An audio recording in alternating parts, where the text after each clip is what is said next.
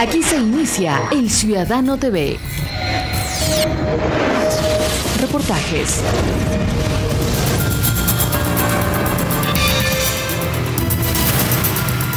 Noticias. Entrevistas. El Ciudadano TV es la imagen del gobierno de la Revolución Ciudadana. Bienvenidos.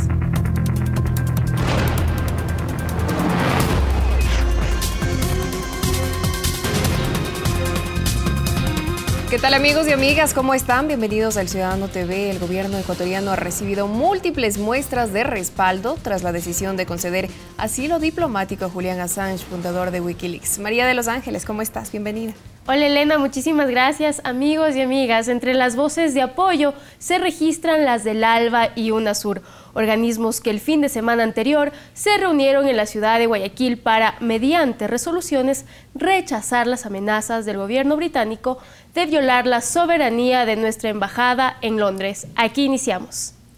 Y precisamente revisemos un pequeño resumen de lo acontecido en la ciudad de Guayaquil y las declaraciones formuladas tras la reunión de la Alianza Bolivariana de los Pueblos de Nuestra América, ALBA, y también de UNASUR. Ratificamos nuestro respaldo categórico al derecho del gobierno de Ecuador de otorgar asilo diplomático al ciudadano Julian Assange. Expresamos nuestro rechazo a la posición del Reino Unido de pretender resolver de manera contraria al derecho internacional las controversias con las naciones del mundo y particularmente de América Latina y el Caribe. Advertimos al gobierno del Reino Unido de la Gran Bretaña acerca de las graves consecuencias que se desencadenarían en todo el mundo en caso de una agresión directa a la integridad territorial de la hermana República de Ecuador en Londres. Oliver Stone y Michael Moore publicaron este lunes 20 de agosto una nota de opinión en el periódico estadounidense The New York Times, en donde rechazan la amenaza del Reino Unido de invadir la embajada del Ecuador para arrestar a Assange y exhortan a ciudadanos de Gran Bretaña y Suecia a defender a Julian Assange y con él la libertad de expresión en el mundo. Asimismo, se llevó a cabo este viernes la sesión extraordinaria de cancilleres de la Organización de Estados Americanos, OEA, para analizar la inviolabilidad de las legaciones diplomáticas, tal como lo establece el Convenio de Viena.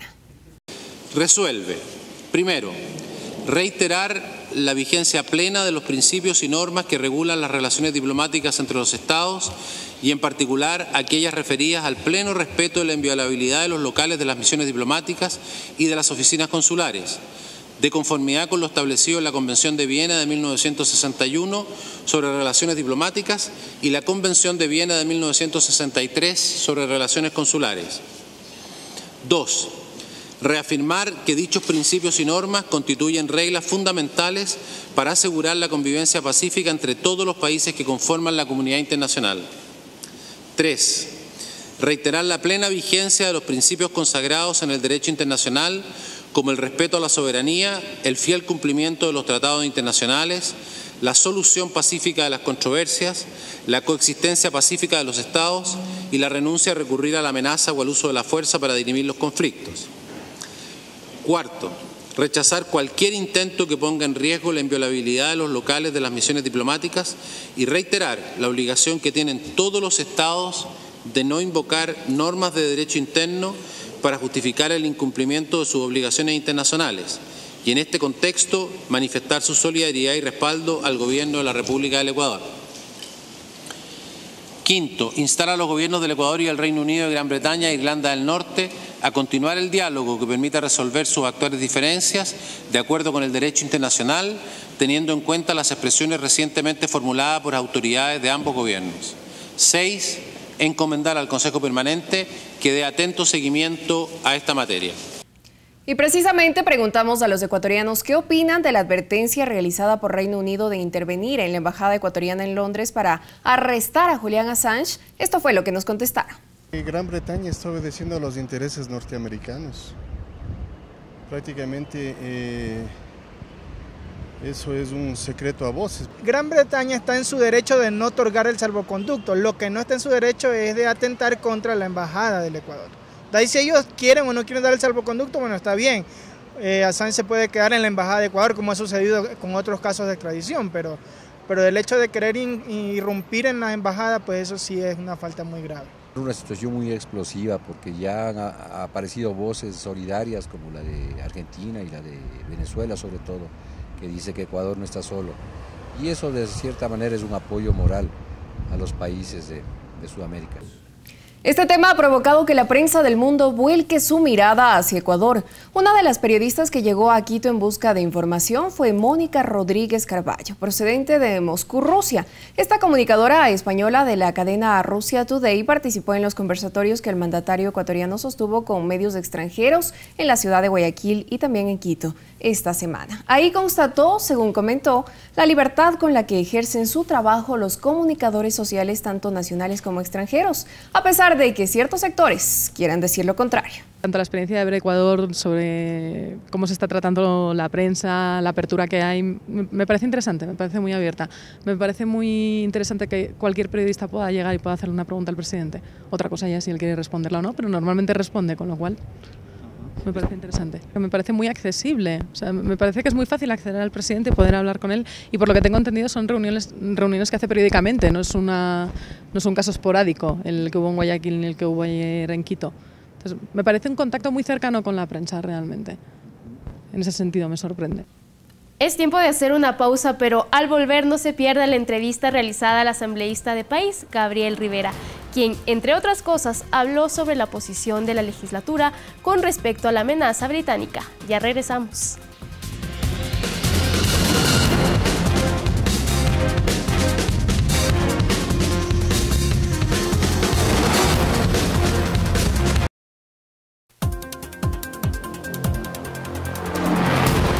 Nos encontramos con el asambleísta Gabriel Rivera aquí en la capital ecuatoriana para comentar sobre diferentes temas que son de mucho interés y que tienen que ver sin duda alguna con la circunstancia política que está viviendo el país y obviamente lo que está sucediendo a nivel internacional.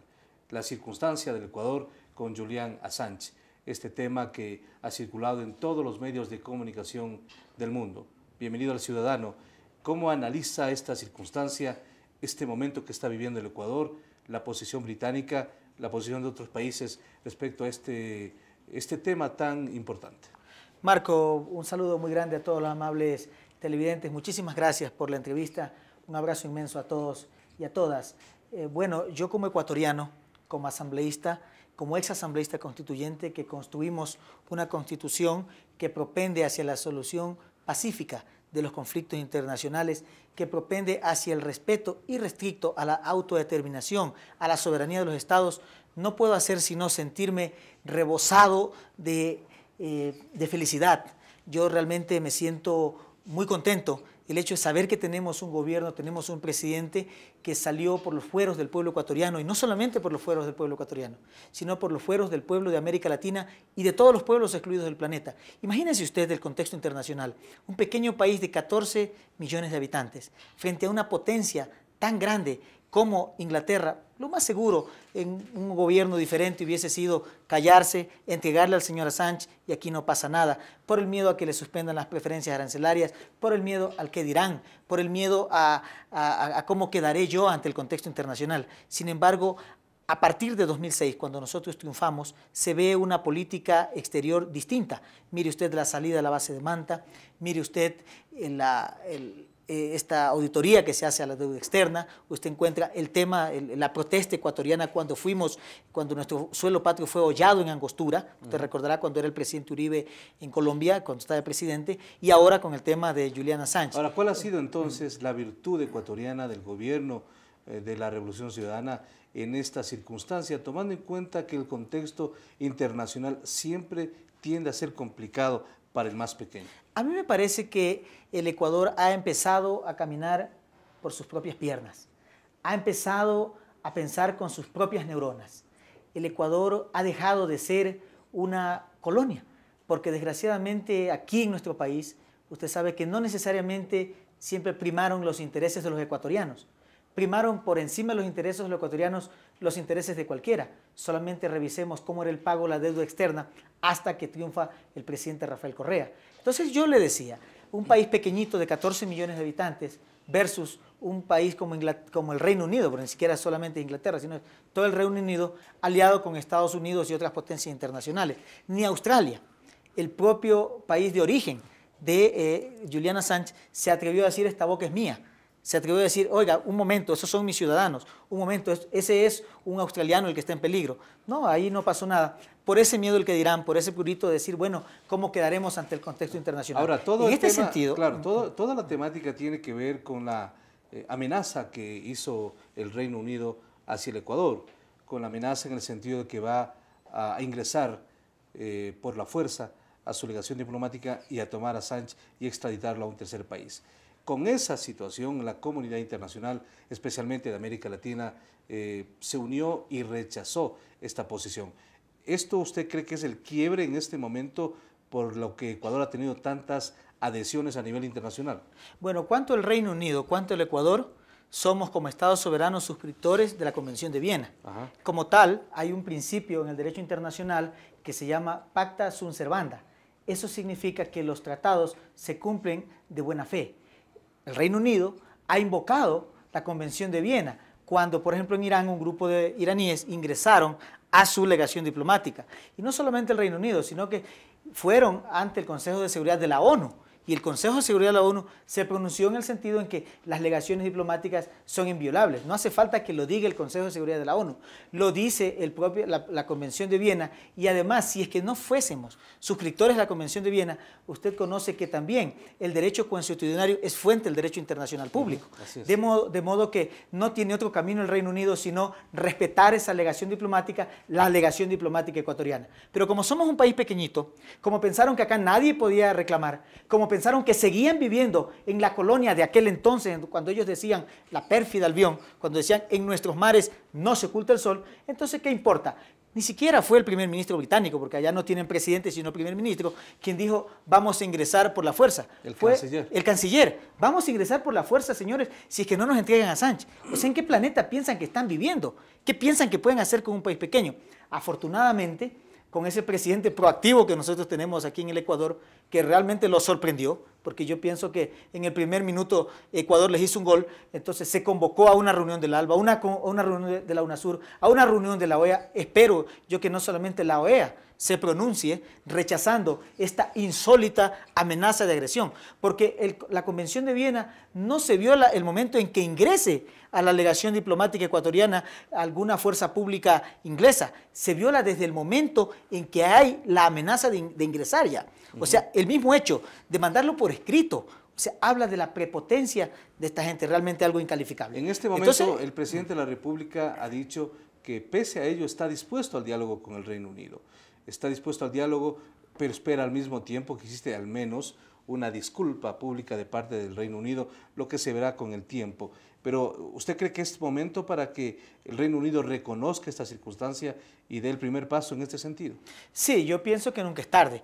Y los países debemos entender, las naciones, que hay principios básicos de convivencia internacional, como la autodeterminación de los pueblos. Nosotros hemos tomado la decisión soberana de que se le entregue un asilo diplomático al señor Julian Assange, por lo tanto, cualquier otro Estado tiene que respetarlo. ¿A quién corresponde calificar si es que es un delincuente político, si es que es un delincuente común? No es al Reino Unido, es al Ecuador al que corresponde. Como tal, esto no debe resentir al Reino Unido porque esa es parte de la política exterior ecuatoriana que ha sido coherente desde el primer día en que nosotros ganamos las elecciones. Yo creo que ya hay pasos en este sentido por parte del Reino Unido. El primer paso fue la reprimenda, yo creo que medio pública, medio privada, que le dieron al canciller inglés. Realmente yo no solamente le hubiese reprimido, le hubiese mandado a su casa, y no solamente a su casa, sino que le hubiera regalado una matrícula en cualquier universidad en donde se estudie ciencias políticas y ciencias internacionales para que conozca cuáles son los principios de la convivencia internacional. Pero más allá de esto, yo creo que ya hay pasos importantes. Ese fue un primer paso, y otro es una carta que tengo entendido que a estas horas ya ha mandado el gobierno británico a la legación ecuatoriana, llámese gobierno ecuatoriano, para un poco bajar el nivel de la confrontación, porque eso es lo diplomático, eso es lo que la modernidad pide, el hecho de que todos los conflictos que tengamos se resuelvan a través de la paz, a través del diálogo. Lo otro sería volver al caos internacional. Lo otro sería volver a que el que tiene las armas sea el que establezca la ley. Claro, a través de la fuerza, nosotros la ley no de la selva. podemos aceptar aquello en ningún escenario, bajo ningún concepto. En este momento, cuando el mundo sigue discutiendo, ¿cómo ha visto la reacción al interior del Ecuador? Esta semana hubo una concentración importante en la capital ecuatoriana de respaldo al gobierno, a la posición, a la decisión de conceder asilo a Sánchez. Pero ¿cómo ha visto a nivel general en el país esta circunstancia? Mire, yo quisiera empezar de lo general a lo específico. Yo creo que el planeta entero, los propios Estados Unidos, en los propios Estados Unidos ha habido unos movimientos muy grandes a favor, no del señor Assange, no solamente a favor del gobierno ecuatoriano, del pueblo ecuatoriano, a favor de la paz, a favor de la convivencia internacional pacífica. Y aquí en el Ecuador, yo creo que ha sido importantísimo el apoyo. Yo camino bastante. A mí me gusta, usted sabe, yo soy un asambleísta costeño, a mí me gusta en las noches salir a comer carne asada, en la mañana comerme realmente un ceviche, uno de los mayores manjares que tiene la cocina ecuatoriana, y uno puede conversar con la gente que se acerca, y todo el mundo le hace un pulgar arriba a uno, le dice, por favor, dele bueno, piensan que uno conversa todos los días con el presidente, ¿no? Entonces, dele mi abrazo, mi apoyo al presidente, porque ese es el presidente que nosotros queríamos tener, ese es el gobierno que queríamos que se nos represente, porque no solamente es en el caso del señor Assange. Mire, el presidente de la República cuando fue a España, cuando estuvo en una gira internacional a decirle, mire, nosotros pensamos que es una violación de los derechos humanos el hecho de que esta gente se les quite sus casas y que sigan con la deuda. Ha habido... Porque, mire, yo quiero descartar el hecho de que algunos políticos ecuatorianos, porque todo el pueblo le apoya a la Revolución Ciudadana, le apoya al país, porque no es un problema de un gobierno, es un problema de un Estado, ¿no es cierto? Es problema de todo el país. Obviamente, entonces, y sectores a eso de la prensa quería también ir. Que lo toman de otra manera. A eso manera. quería ir. Entonces uno encuentra un apoyo realmente muy profundo, muy sincero por parte de la ciudadanía. Sin embargo, hay quienes están diciendo, no, este es oportunismo de Correa, porque al interno supuestamente no respeta la libertad de expresión y a lo externo está tratando de lavarse la cara. Primero, eso no tiene, si usted analiza cuál es el recorrido de la Revolución Ciudadana durante estos años de gobierno, usted va a encontrar que lo que se hace con Julian Assange tiene consecuencias, es coherente con toda la política exterior que ha tenido el Ecuador, que eso es fundamental, eso es importante.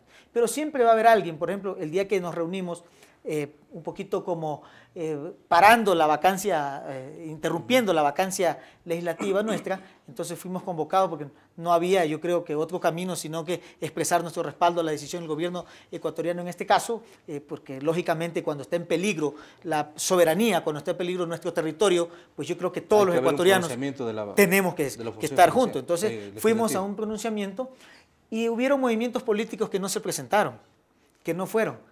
Otros que votaron absteniéndose. Y mire, en el contexto general es entendible. Y le voy a decir por qué. Porque gracias al señor Assange y a los cientos de miles de Wikileaks que ahora se conocen, bueno, cables que se publicaron allí, secretos de las embajadas de diferentes lugares del planeta que iban enviando a su central, pues, ¿no?, al gobierno americano. Entonces, usted encuentra que gracias a esos Wikileaks, por ejemplo, se descubrió que ciertas instituciones, o digamos ciertas cámaras, por ejemplo, ecuatorianas, se reunían en ciertos lugares e iban a planificar cómo desprestigiar al Nobel político, es decir, al joven político Rafael Correa, y cómo iban a desprestigiar al Movimiento País, cómo iban a bajarse este gobierno, entre otras palabras. Entonces ya se conoció, pero no solamente eso, se conoció también de un expresidente que iba a marcar tarjeta y que iba a pedir permiso qué ministro nombraba, a quién sacaba, qué hacía, qué decía, qué no decía, cómo, en qué forma se iban a pagar los bonos de la deuda externa, etc. Entonces, gracias a esos Wikileaks se conoció. Los representantes de estos señores ahí en la asamblea no se presentaron. Entonces, a buena hora han sido coherentes, a buena hora han sido, bueno, han seguido su línea, ¿no es cierto? No han tratado de engañar al pueblo ecuatoriano en ese sentido. Hubo una posición mayoritaria de la asamblea de rechazo a la posición británica, hasta amenaza británica, y por supuesto en solidaridad con la posición ecuatoriana de conceder el asilo a Assange. En esta parte final hay un tema local que preocupa también a la ciudadanía, tiene que ver con la falsificación de las firmas y con este fraude histórico que ha llamado el mismo presidente de la República a la posición de ciertos sectores políticos. ¿Qué salida encuentra en este momento? Y país como, Alianza País, ¿cómo se ha comportado en estas circunstancias? Marco, en esto no hay dónde perderse. El artículo 109 de este pequeño librito que yo tengo aquí, pero que es la Constitución de la República aprobada por el pueblo ecuatoriano, establece claramente que los movimientos y los partidos políticos necesitan el 1.5% del registro electoral para poderse constituir como tal. Si no tienen ese 1.5%, simplemente no cumplen un requisito constitucional. ¿Pero por qué existe ese requisito? Mire, yo le quiero hablar a la ciudadanía. Yo soy un ex asambleísta constituyente. Y como ex asambleísta constituyente que participé en las reuniones, en los debates, en los foros que se hicieron, lo que se quiso fue enterrar ese pasado de oprobio, en donde habían partidos, movimientos políticos que ya no representaban a nadie porque habían, bueno, no tenían ideología, habían entregado el país en peso, por poco lo vendieron. Entonces dijimos, perfecto, todos los partidos a futuro, cuando termine el periodo de transición, deberán tener un respaldo ciudadano. Esa es la razón por las que se establece en el artículo 109 que existe el 1.5% para que sean partidos políticos con raigambre social, que representen a alguien, pero no solamente eso, sino que tengan una ideología, que tengan una democracia interna, todo ese espíritu constituyente, eso que está en esta Constitución, en el artículo 109, se lo llevan por delante, lo hacen tabla rasa, el momento en que defienden, incluso ex asambleístas constituyentes, lo que realmente da mucha pena y vergüenza también, porque no puedo sentir, no puedo tener otro sentimiento de esto. Yo realmente no entiendo cómo pueden llevarse por delante el espíritu constituyente, el espíritu de ese país que tiene que construirse en forma distinta, profundamente democrático, humanista, por el buen vivir. Entonces, le decía, nosotros pusimos estos requisitos a fin de escribir una nueva historia para el Ecuador. El momento en que no cumplen con ese artículo 109, simplemente no deberían participar. Pero ahora usted los ve defendiendo lo indefendible. Ahora usted los ve diciendo que ya tienen un derecho adquirido. Solamente les invito a que lean el artículo 424 de la Constitución. Por efectos de tiempo no le leo en este momento, pero ahí dice que todas las decisiones del poder público tienen que ir acordes con el texto constitucional. Si nosotros no tomamos decisiones acordes con el texto constitucional, como es el caso en el que llevaron al error al Consejo Nacional Electoral, porque le llevan firmas falsas, entonces caemos en el artículo 109. No cumplen los requisitos de este artículo. Al no cumplir los requisitos de este artículo, la propia Constitución, el artículo 424, reitera que todas las decisiones del poder público que estén en contra de la Constitución, que no vayan de la mano al texto constitucional, simplemente carecen de eficacia jurídica. ¿Y cuál es la salida en esto? Mire, el Consejo Nacional Electoral es privativamente a quien corresponde los temas electorales, porque por ahí veo también a algunos asambleístas que están, o algunos líderes políticos que están sosteniendo que esto tiene que resolverlo la justicia común. Privativamente, de acuerdo al artículo 221 de la Constitución, corresponde el resolver todos los temas electorales al Consejo Electoral, y de no estar de acuerdo con lo resuelto por el Consejo Electoral, que vayan al contencioso electoral. Punto. Crea jurisprudencias, organismos de cierre. Entonces el Consejo Electoral es el que tiene en sus manos, yo creo, no puede permitir que aquellos movimientos o partidos políticos que no cumplen con el artículo 109, o sea, el 0.5% de las firmas, participen. No hay vuelta que darle, porque además no le hace bien a la moral pública, no le hace bien a la ética, a la democracia del Ecuador, porque si es que no cumplen un requisito constitucional, ¿con qué cara? ¿Con qué argumento van a presentarse unas elecciones? La ciudadanía y el país obviamente va a esperar entonces que se tomen las mejores decisiones. Gracias por atender. Muchas gracias también, muy gentil a todos quienes han tenido la paciencia de vernos. Hemos conversado con Gabriel Rivera, él es asambleísta del Movimiento País, aquí justamente en su despacho para tomar en consideración dos puntos fundamentales. El uno, la decisión ecuatoriana de conceder el asilo a Julian Assange, y el otro, este tema local que también es preocupante, la falsificación de las firmas de varios movimientos y partidos políticos en el país. Hasta una próxima oportunidad.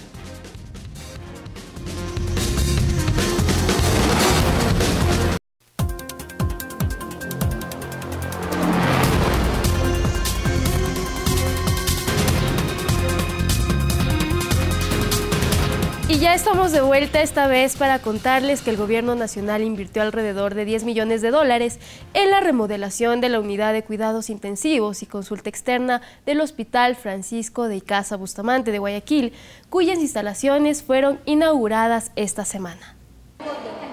La nueva faceta del Hospital de Niños Francisco de Icaza Bustamante en Guayaquil es moderna y funcional. Alrededor de $10 millones invirtió el gobierno nacional en la remodelación y readecuación de la unidad de cuidados intensivos y consulta externa de la Casa de Salud. La inversión, solo en equipos en el área de neonatología, alcanza la cifra de $4.1 millones, recursos que financiaron la instalación de 5 termocunas para cuidados intensivos, 20 para cuidados intermedios y 5 para cuidados mínimos, 2 estaciones de enfermería, sala de espera, área de lactario y 50 respiradores. Hay un cambio casi total, yo diría total, de todo lo que son los servicios públicos, sobre todo de neonatología. Noten ustedes que esta sala tiene todo equipado, especialmente, por ejemplo, hasta la climatización. Tiene un aire acondicionado con filtros antibacterianos EPA que se cambian cada determinado tiempo, cada 6 meses aproximadamente. Quienes ahora se atienden en las nuevas instalaciones reconocen el cambio y los beneficios que salvan la vida de los más pequeños. Muy bien, porque mi bebé vino bien malito y en 6 días ya me lo diagnosticaron todo, me lo evaluaron muy bien. ¿Cuándo vino su bebé? El jueves pasado. ¿Con qué cuadro? Vino con infección intestinal y ya me lo combatieron en 6 días. Se ve que en verdad la Revolución Ciudadana está en marcha, entonces son los resultados que nos dan las oportunidades nosotros los padres. En lo que respecta a consulta externa, la Casa de Salud cuenta con 46 nuevos consultorios y 5 estaciones de enfermería con una inversión que supera los 3.6 millones de dólares. Estamos muy agradecidas ahorita con lo que está pasando ahorita con el presidente. Está todo muy bien, todo limpio, orden, que es lo que no pasaba anteriormente. Esto era un caos. Venir era estar 2 días para recibir una cita, ahora no. Ahora hemos generado aires acondicionados, hemos generado ascensores que no había antes. Por ejemplo, hicimos una prueba hoy, entregamos turnos solo a traumatología y todo el mundo se fue. Viene de tarde a su cita por la tarde. Pero es excelente, buena inversión del presidente, una hora que se está cobrando por la salud de los niños. El Hospital Francisco de Icaza Bustamante de Guayaquil tiene 359 camas en 18 servicios y atiende a 230.000 niños y 2.254 neonatos. El Gobierno Nacional implementó desde diciembre del 2011 el programa de tamizaje metabólico neonatal denominado Con Pie Derecho, que ha realizado pruebas a 150.000 niños y niñas, de los cuales 31 casos han resultado positivos, otorgándoles el tratamiento oportuno para así evitar discapacidades intelectuales en el futuro. La prevención es parte del accionar del Gobierno Nacional. Es así que a través del programa Con Pie Derecho, la huella del futuro, se busca detectar 4 enfermedades para evitar discapacidades de tipo intelectual que pueden desarrollar los niños durante su crecimiento y que son irreversibles. Los 150.000 niños que han sido tamizados a través del proyecto de tamizaje metabólico neonatal son inicialmente tamizados, detectados en la red del Ministerio de Salud Pública. Sí, pero se está extendiendo ya al resto de actores del Sistema Nacional de Salud. Ana Navarrete llevó a su hijo Dylan Yair al Centro de Salud número 3, en donde recogieron muestras de su sangre luego de un pinchazo en el talón derecho. Así como Dylan, otros 150.000 niños ecuatorianos a nivel nacional han sido tamizados por el programa Con Pie Derecho en los primeros 8 meses de trabajo en los diferentes centros y subcentros de salud. Entendemos que un niño que es diagnosticado a tiempo, un recién nacido, que es diagnosticado a tiempo, tiene una vida absolutamente normal el resto de su vida. Conforme no se ha diagnosticado a tiempo, si es a los 6 meses, si es al año, va a tener secuelas que, si bien es cierto, el tratamiento va a detener la progresión de la enfermedad, pero esas secuelas ya van a estar instauradas, esos daños, el daño neuronal ya queda instaurado y nunca más tendrá regresión. Entonces, por eso es importante que sea detectado absolutamente a tiempo.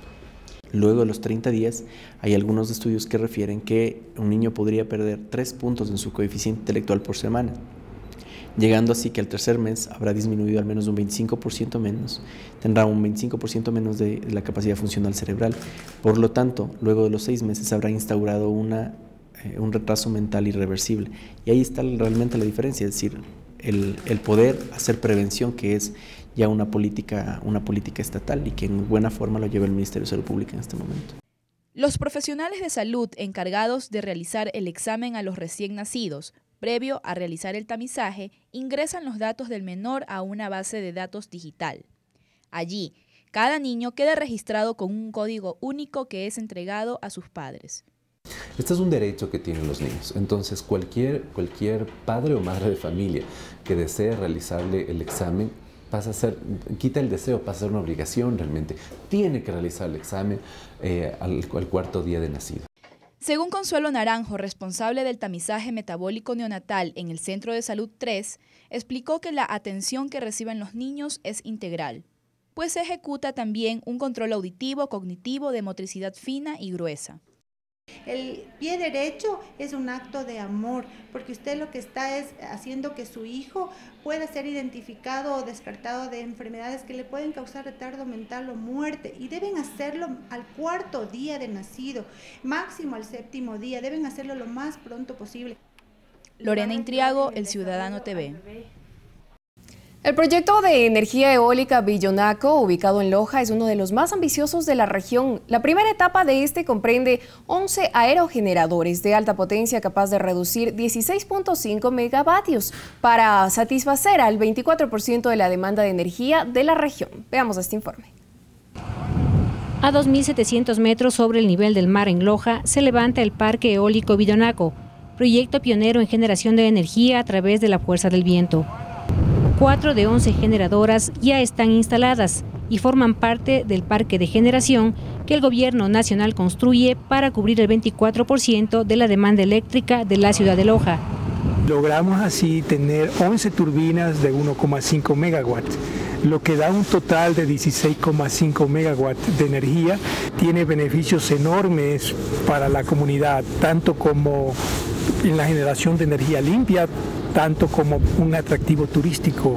Las proyecciones indican que el proyecto, que tiene una inversión cercana a los 45 millones, permitirá evitar la emisión de aproximadamente 38.000 toneladas de CO2, así como la importación de diésel, combustible que ahora se utiliza para la generación termoeléctrica. Al momento, la obra está avanzada en un 77%, y si las condiciones climáticas son favorables, las 11 turbinas estarán totalmente instaladas en septiembre próximo. En la actualidad, trabajan 250 personas, la mayoría de ellas son ecuatorianas y solo 10 técnicos son oriundos de China. We want to invest more, and we want to make more WTD supply, and we want to cultivate more and more people here and more engineers here. We want to have a good relationship with Loja and with the whole Ecuador. El presidente Rafael Correa, que estuvo supervisando el proyecto, indicó que el Billonaco tiene más posibilidades. Van a ser 30 aerogeneradores más. Ya la prefectura está terminando el proyecto, apenas esté en los estudios lo revisamos, sacamos plata donde no haya financiamiento, etcétera, y seguiremos construyendo esto, les insisto, que es la patria nueva. Adicionalmente, se construye un centro de interpretación que tendrá uso turístico, pues cuando el proyecto esté en pleno funcionamiento, los ciudadanos de Loja y los visitantes de otras provincias e incluso extranjeros podrán llegar hasta este sitio y conocer el funcionamiento de los aerogeneradores. El gobierno declaró esta semana alerta naranja por la erupción del volcán Tungurahua. Veamos las acciones que emprende en esa provincia para evitar precisamente que sean los pobladores los afectados.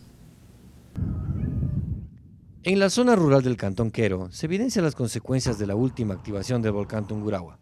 Sus cenizas han cubierto sembríos, pastizales y cultivos que se han echado a perder en comunidades como Cruz de Mayo. El ganado tiene problemas para alimentarse, mientras sus pobladores esperan que el coloso ceda su actividad. El ganado igual, no tiene que comer, y ellos son los primeros que sufren en estas circunstancias que nos encontramos ahora nosotros. Los agricultores de la zona suroccidental de la provincia, comprendida entre los cantones Quero, Mocha, Tizaleo y Ceballos, deben tratar de alimentar a sus vacas, borregos y cerdos en medio de la hostilidad climática que la ceniza volcánica ha dejado. Sin embargo, ellos comentan que esta realidad está siendo mitigada por el gobierno a través del Ministerio de Agricultura mediante la entrega oportuna de alimento para su ganado. Pienso que ha habido gestión de las autoridades gubernamentales, en este caso empezando por el jefe político. Nosotros, gracias al señor gobernador que ha venido acá, los que den los verdes para el ganado. Esta entrega es parte del trabajo coordinado que el COE, Comité de Operaciones de Emergencias Provincial, ha efectuado tras la declaratoria de alerta naranja en la zona desde que el volcán inició su actividad. Porque realmente es articular un sistema estatal, un sistema nacional para que pueda atender una emergencia, potencializando las capacidades de cada uno. Y en conjunto sumamos todas las acciones, las diferentes carteras de Estado para poder atender la correspondencia y competencia que cada uno tiene. En nuestro caso, la alimentación para el ganado. De momento no ha sido necesario entregar raciones alimenticias, pues la seguridad alimentaria de las personas no está en riesgo y se encuentran habilitados y listos los albergues en caso de evacuación. He dicho en más de una ocasión que tenemos que manejarnos con mucha tranquilidad y calma. La calma y la tranquilidad son buenas consejeras en estas crisis. Según autoridades del Instituto Geofísico, el coloso se encuentra en un nivel considerado como moderado. Y nos encontramos trabajando muy duramente para limpiar los paneles de ceniza para que no perdamos energía, para que podamos tener la repetición, la llegada de las señales en tiempo real. Cuando el Tungurahua despertó hace 12 años, Ecuador no manejaba adecuados planes de contingencia, ni tenía capacidad de actuar frente a grandes emergencias. Hoy la realidad es otra, mediante la coordinación de acciones en materia de gestión de riesgos. Sí, desde ahora estamos con más respaldo y así tenemos que ser y así estamos nosotros en la comunidad bien unida para en caso de emergencia. Desde las faldas del Tungurahua, con imágenes de Gianni Loruz, Santiago Duque, El Ciudadano TV. Y es tiempo de hacer una nueva pausa, pero al volver les contaremos cuál es la realidad de la vivienda supuestamente no presentada en la declaración de bienes de Pedro Delgado, presidente del directorio del Banco Central del Ecuador. Ya regresamos.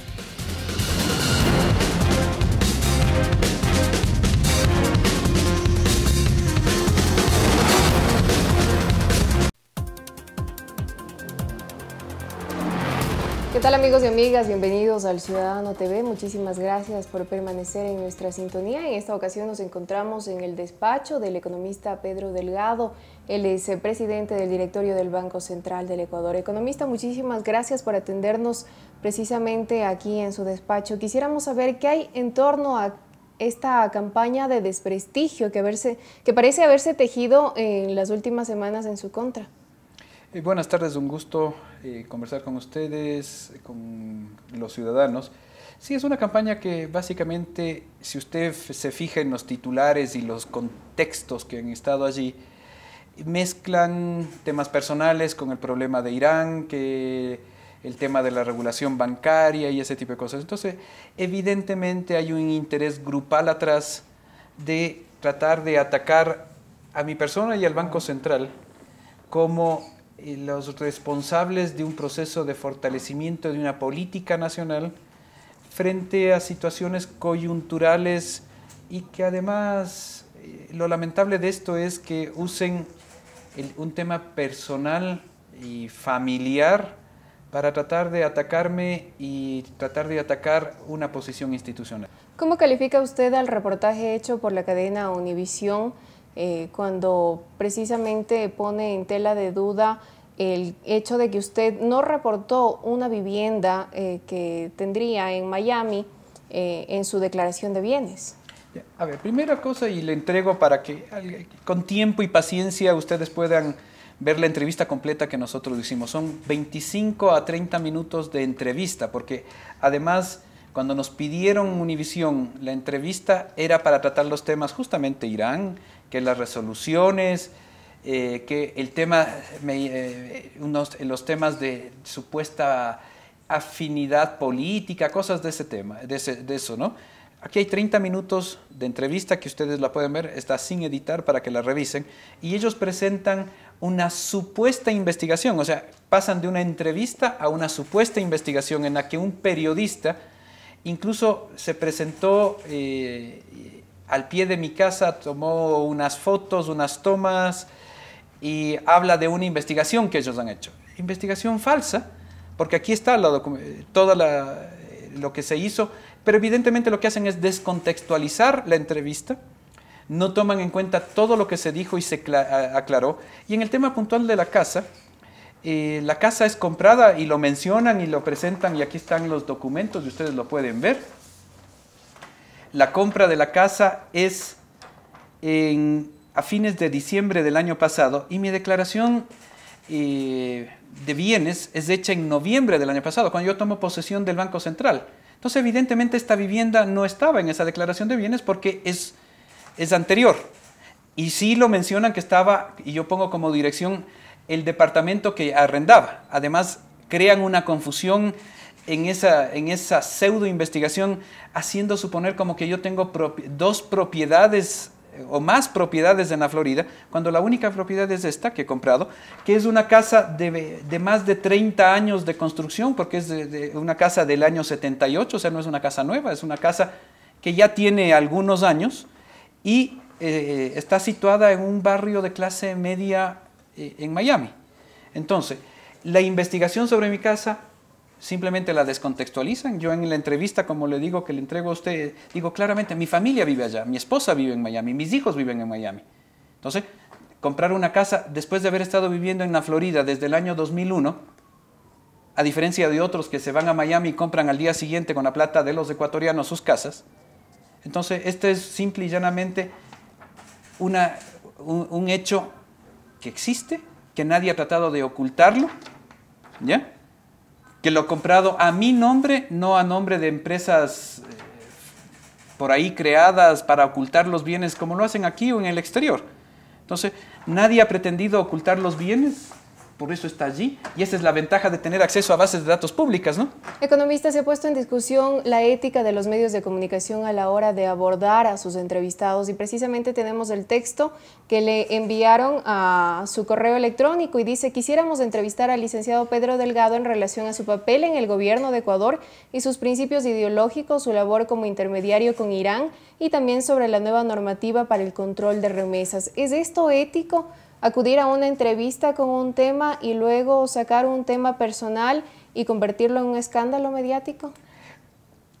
Yo lo calificaría, lo menos que lo calificaría es simplemente usar una herramienta que debe ser la libertad de expresión, que es correcto que tiene que existir esa libertad de expresión, la libertad de informarse y de informar a la gente. Pero mediante ese artificio, es lo que le decía, o sea, aquí está la entrevista completa de esos y otros puntos. ¿Ya? Aquí está, son 30. ¿Se mencionan esos puntos en el reportaje? Es más, el tema ideológico no está en la entrevista para nada. Pero en el reportaje, en el investigativo que ellos hacen y que lo replican en la prensa acá, es el caso sui generis, es ¿por qué yo tengo una casa o una empresa en la Florida si soy parte de la Revolución Ciudadana? Entonces, tratan de crear una contradicción entre mi posición y mi función aquí y mi posición y mi trabajo que lo realicé durante varios años en la Florida, cuando la Revolución Ciudadana es básicamente el cambio institucional del país para dar oportunidades a toda la gente. Oportunidades como el comprarse una casa a largo plazo. En los Estados Unidos eso ha habido muchísimo tiempo. En el Ecuador, con esta Revolución Ciudadana, es que recién la gente de clase media y clase media baja tiene créditos a través del BIES a 15 años o más.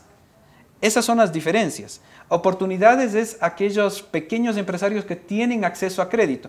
Yo tengo mi empresa en la Florida desde el año 2002, ¿ya? Que es una pequeña empresa y tiene oportunidades y ha podido funcionar en base a esas oportunidades que existen allá. Entonces, los cambios que se están haciendo es creando esa institucionalidad para que el sistema funcione, el sistema económico funcione a favor de todos, no a favor de unos pocos. Me voy a permitir leer algo de su perfil. Usted es máster en Economía Empresarial, está domiciliado y es residente en Quito, pero su familia y sus hijos, su esposa y sus hijos desde hace más de 10 años radican en el estado de Florida.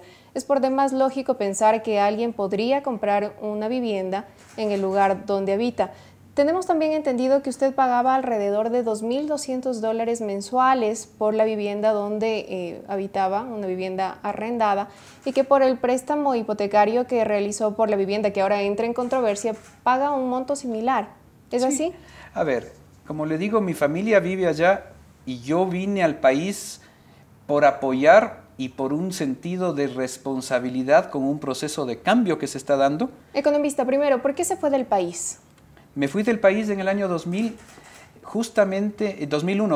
justamente por los problemas que se crearon cuando, estando en la Superintendencia de Bancos, entregué los informes de responsabilidad de los banqueros por la crisis que se causó al Ecuador en los años 98-99, pero resultó que los investigadores o los que habíamos creado todo ese trabajo para desenmascarar los procesos fraudulentos de estos banqueros, nos vimos involucrados en juicios nosotros y no los responsables de la crisis bancaria, sino porque ellos sí, se fueron a Miami, tienen sus mansiones realmente, otros estuvieron en otros países del continente. ¿Usted fue perseguido entonces por esos banqueros? Me pusieron juicios y por esa razón me fui, porque no había seguridad jurídica, porque en esa época los banqueros y todos los que causaron la crisis del país tenían el apoyo indirecto, si se lo quiere decir de alguna manera, o como yo he dicho varias veces en algunos temas,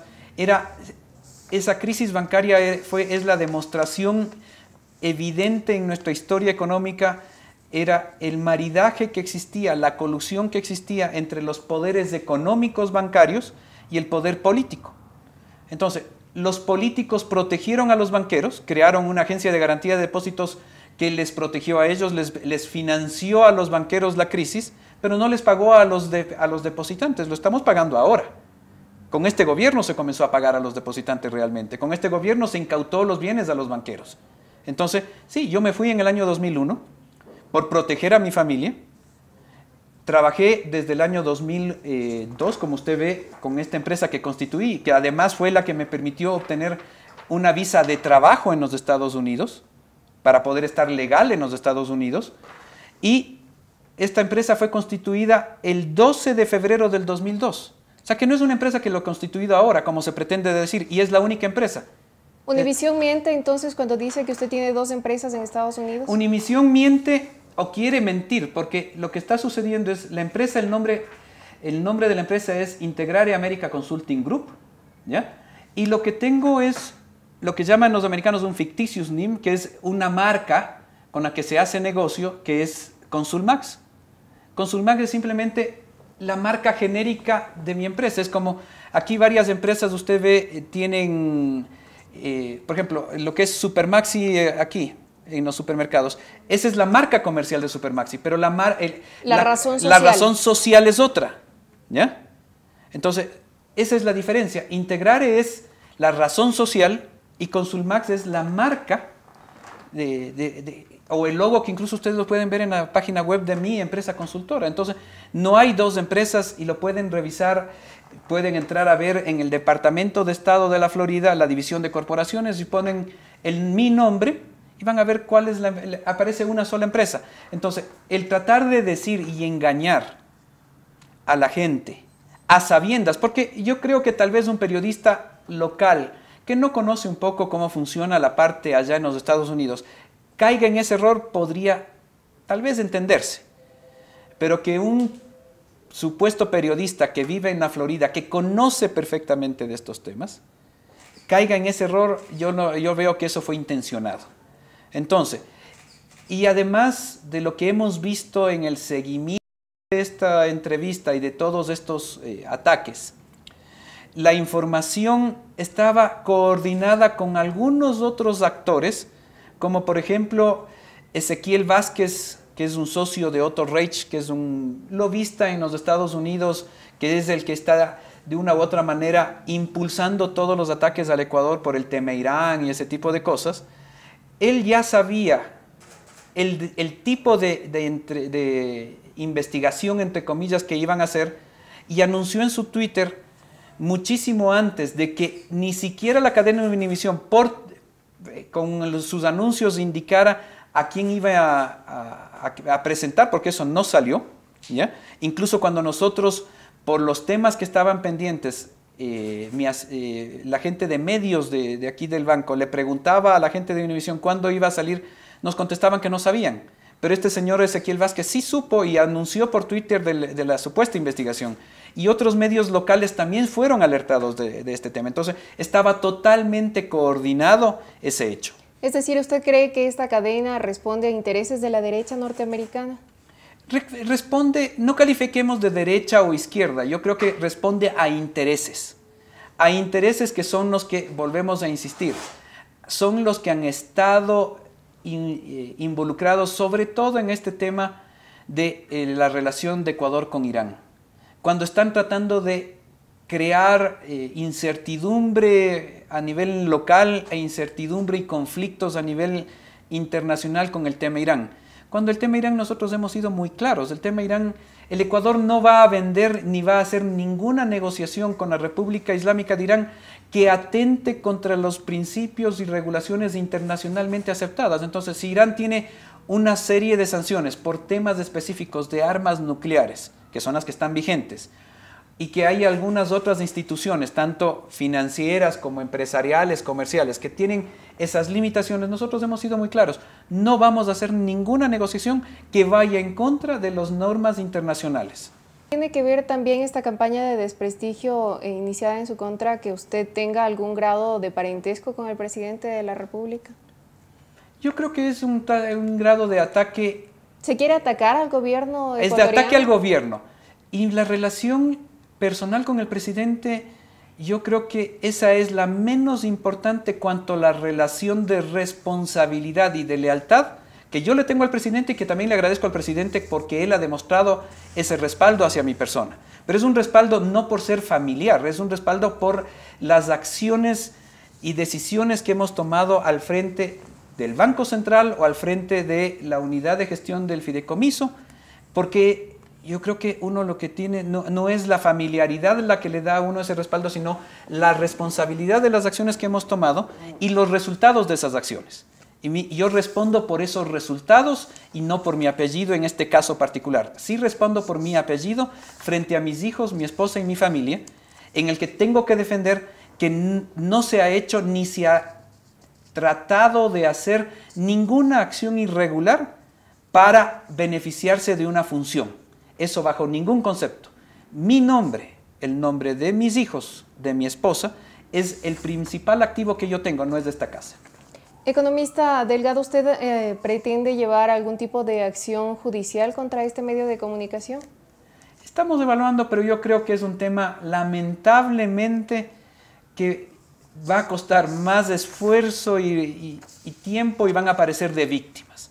Yo creo que lo que tenemos es que hacer conciencia y la gente tiene que tomar esa conciencia, que la prensa debe existir, tiene que haber libertad de expresión, tiene que haber la posibilidad de informarse, pero informarse con verdad.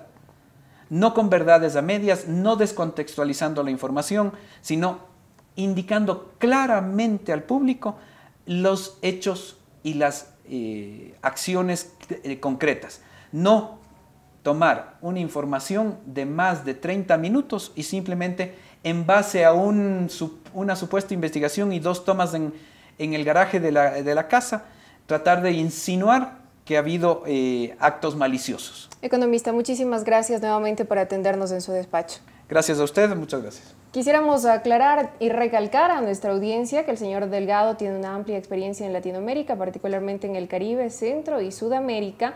Ha participado en programas de fortalecimiento y desarrollo de instituciones financieras, tanto internacionales como también de fortalecimiento de agencias regulatorias de la región. Muchos de estos proyectos han sido financiados por el Banco Interamericano de Desarrollo, el Banco Mundial o el Fondo Monetario Internacional. Su experiencia profesional también incluye haber sido Intendente Nacional de Supervisión de Ecuador y Gerente de Riesgos de la Corporación Financiera Nacional. Hacemos una pausa, ya regresamos.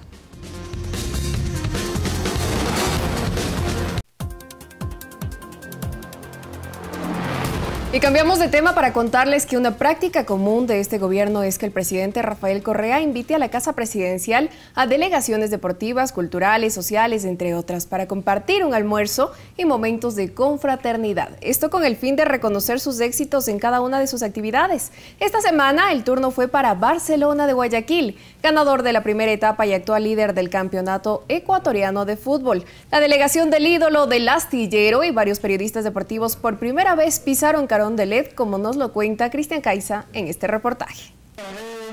El Palacio de Carondelet se vistió esta semana de amarillo con la visita del Barcelona Sporting Club, ganador de la primera etapa y actual líder del campeonato ecuatoriano de fútbol.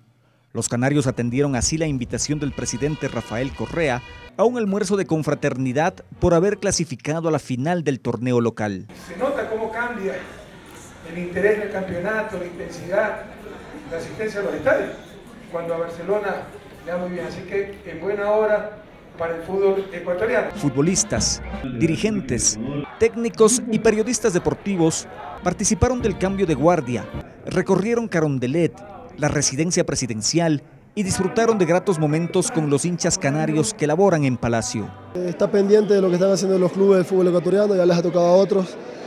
Ahora nosotros, por el momento que estamos viviendo, nos está pasando a nosotros y nada, a disfrutarlo, agradecerle al presidente por la invitación. Esto nunca había sucedido. Ellos nunca habían pisado Carondelet. Era su primera vez gracias a la decisión de este gobierno de abrir las puertas, porque el Palacio ya es de todos. Esta es la primera vez que el rey de la cantera, comentarista deportivo popular, pisa Carondelet. Ellos se sentían como en el Estadio Monumental junto a sus ídolos. Ellos estaban reconocidos por el gesto presidencial, algo que en otros países muy difícilmente ocurre. La verdad que como pasa acá creo que no, obviamente nunca había tenido la oportunidad de entrar a un lugar así, de conocer a un presidente. En Argentina lo vi nada más con Menem y después no vi más ni con otros presidentes y en otros países menos. Estos periodistas deportivos también tuvieron su espacio para compartir algo de su oficio y reconocer el apoyo gubernamental. Te pregunto, respóndeme, ¿quién te invitó a ti? Desde la victoria, ¿y a ti quién te invitó? ¿A mí? ¿Barcelona? ¿A ti? A mí me invitó el presidente, que es de los ecuatorianos. Un lindo gesto, un reconocimiento a una institución que tiene más de 80 años de fundado. Extraordinario, es que el presidente no puede sustraerse a un equipo que cuando se habla de belleza, de sabiduría popular, del placer por vivir, es incomparable. También fue el momento propicio para reencontrar a viejas glorias del ídolo del astillero, para firmar autógrafos y sentirse respaldados por la acción del presidente. Ha mejorado mucho, ha dado un cambio totalmente y bueno, esperemos seguir así con ese mismo cambio que está dando el presidente. Y así, por una tarde Carondelet fue Barcelona, Barcelona fue Carondelet. Ellos prometieron regresar, pero ahora como campeones del fútbol ecuatoriano, y así almorzar con el presidente, hincha confeso de Emelec. Con imágenes de Ángel Zulca e Iván Naranjo, en Quito, Cristian Caiza, El Ciudadano TV. Así que ya lo saben, cualquier institución pública usted puede acceder a El Ciudadano en nuestra versión impresa. De esta forma llegamos a la parte final. Les recordamos que estas y otras informaciones también las puede encontrar en nuestro sitio en internet www.elciudadano.gov.es. Ya mira usted la dirección en sus pantallas. María de los Ángeles, hasta la próxima. Hasta la próxima, Elena. Amigos, muchas gracias por su sintonía. Un abrazo.